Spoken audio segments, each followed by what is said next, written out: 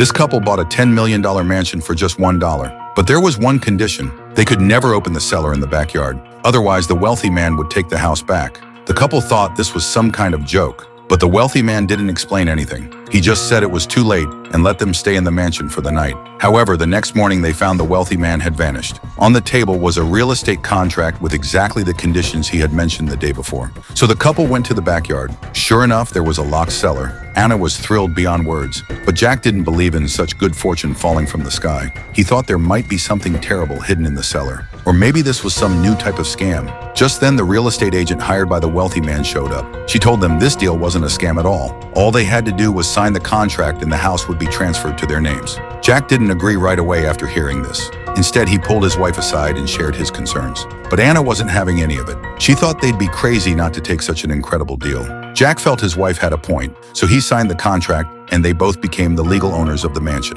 However, once they moved into the mansion, strange things started happening one after another. That night, Jack saw a strange man standing outside their door. The man looked deeply sad and warned Jack to burn down the mansion. Otherwise, something terrible would happen. Jack was completely baffled. But he didn't have time to think about it because today was his housewarming party. He had many friends waiting for him to entertain them. But then another strange thing happened. A blonde woman showed up uninvited. She told Anna she was Jack's co-worker. Jack immediately got nervous because he and Lisa were having an affair. Fortunately, his wife didn't suspect anything. However, the next day when Jack got to work, he discovered something shocking. Lisa had reported him to their boss for sexual harassment. Jack was suspended from his job. He couldn't figure out why Lisa would do such a thing, not until he got home and accidentally saw the backyard cellar. Then he suddenly remembered the strange man's warning from the night before. Could this mansion really bring bad luck? Thinking about this, Jack became even more curious about the cellar. He tried to convince his wife to let him open it. He said there had to be some dark secret hidden inside, but opening the cellar door would mean breaking the lock. Anna didn't want the wealthy man to find out and take back the mansion, so she flat out refused his suggestion.